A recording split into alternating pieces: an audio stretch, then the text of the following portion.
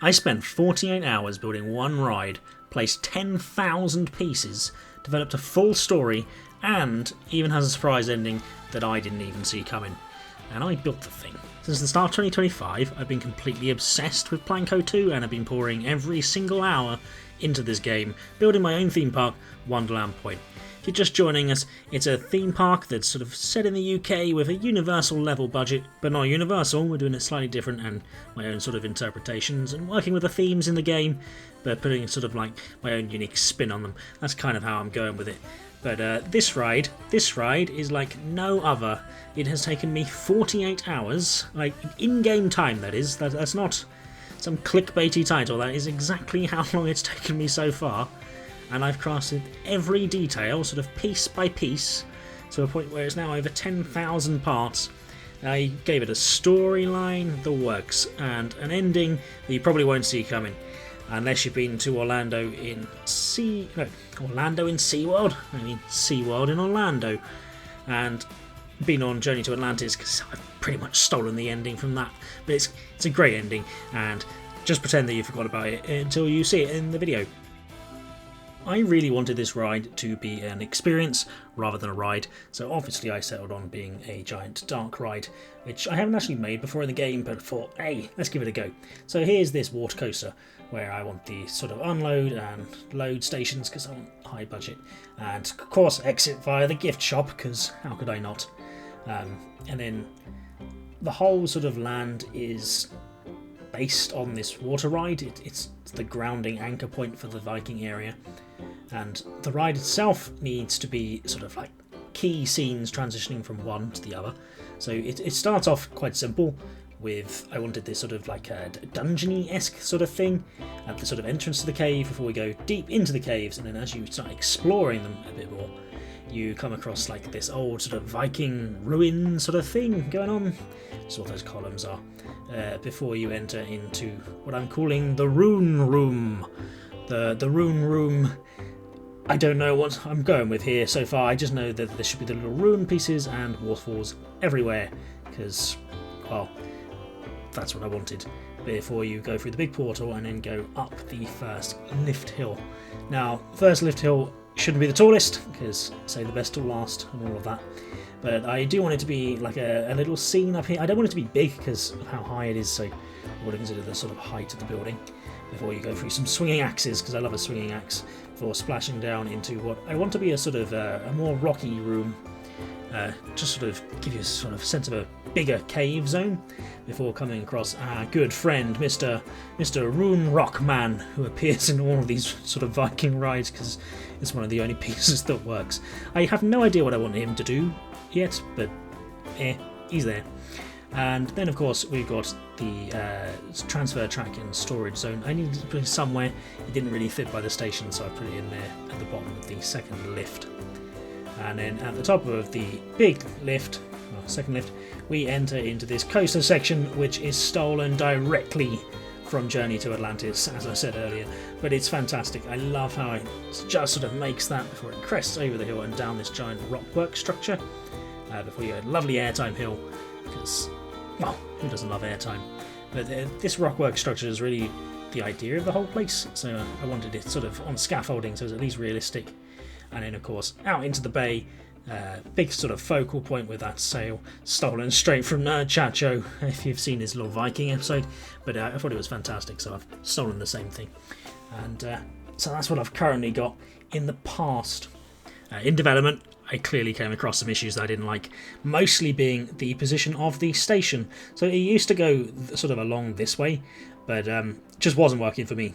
Needed to be changed, so I've adjusted where it goes, so now that it goes along this brake run in a straight line, and then has a slight turn, and entering the offload and then load station slightly further along there, which meant the queue could go behind the rocks and see this giant rock structure, but it didn't have to travel miles past the rocks, and then the exits a far cleaner way out, and the two stations are sort of joined together by that sort of board, which is, I feel, how they would actually be.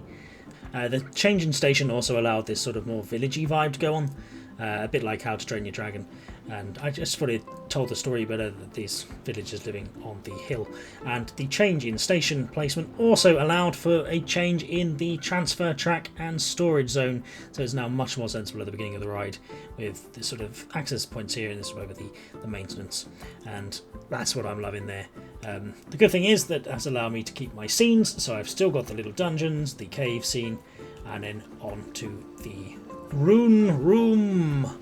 I love the rune room. I'm sure your ears don't when I say it, but I love it. So I've now actually finished this off. I've got it so the runes are causing life to grow in this sort of purpley colour.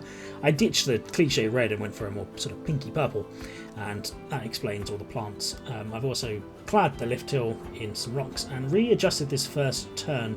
I've just reprofiled it a bit because currently the previous version all had the same direction turns and that just wasn't working, so I have instead adjusted this turn up here to make it all tighter so it's more compact as a footprint, and then also changed the direction of this turn so that the other side of the boat can see some stuff in what is now the floating rock room, because I got rid of our lovely rock guy and replaced him with floating runes. Although I'm not really sold on this so far, it's not really telling the story I want, and well, I'm not even sure what the story is. Good news, everyone! I figured out the story for the ride, and it is now complete, which is even better. So let's have a sort of run through the ride to see what we've got. So in here is the sort of entrance to the little cave before you come to the boarding station for the Drakars. I've added in the little operator's booth so we can see over the whole station, so you can see the onload and load before you now travel through here. I've added some curtains to hide the maintenance area. I said it was finished. I haven't actually finished the backstage stuff, that will probably come in a different video entirely. So moving on to the inside, I have the lovely sort of dungeon-esque room, which would be just before the caves, where it's all dimly lit. I've got the vines growing, really sort of adds that little detail in here. And then before you venture on into the cave section, which is deliberately dark, I wanted it to be so you sort of get lost and confused, and it feels like you're going on this deep journey into the caves before you come across this sort of like previously explored Viking area. So we've got this sort of Viking columns with the waterfalls. I love how they turn off before you get you, so you'd think you're about to get soaked, and then it turns off before it comes back on once the boat's passed. But that also hides the rune room, where it's now sort of properly finished with the lights. And really what I wanted to get across here was that the runes were powering this weird sort of purple life stuff, and that's what we've got in here. It's just beautiful. That's my current stance. It's just beautiful in how that comes across. And then I've scaled down this portal before we go up the rocks. I've actually toned down the cladding here. I thought it was a bit ridiculous to have rocks on the roof as well, because it just would be an unnecessary expense. Before we then enter at the top of the lift hill into this sort of cave section, where I wanted it to be a sort of false drop. So I've got the warning of the gates to Valhalla must not be opened, turn back, and then the swinging axes come down to really ward you off. But it hides the fake drop because I've done some sort of trickery with perspectives there. So it looks like this continues, but really it's only a few meters deep. And down here is the fall into the giant open cave room. Now this has turned out fantastic. When you come down, you don't notice the lift hill above because of how I've sort of lit the thing, and the giant arches are just too much to look at, so you don't pay attention to the more rougher edges of the lift hill above. And you're coming with such speed, you're focused that you just got soaked. Before you then enter the gate to Valhalla room, where I've got Mr. Rockman's fist coming through the portal, water everywhere, and there's clearly been some kind of disaster happening because the previous boats have come through on fire. Maybe they tried to escape hell or something. There's been some kind of battle as well, because there's all sorts of around this room of like weapons on the floor, where previous investigators, previous Vikings had come down, discovered this portal, and then all hell's broken loose, quite literally.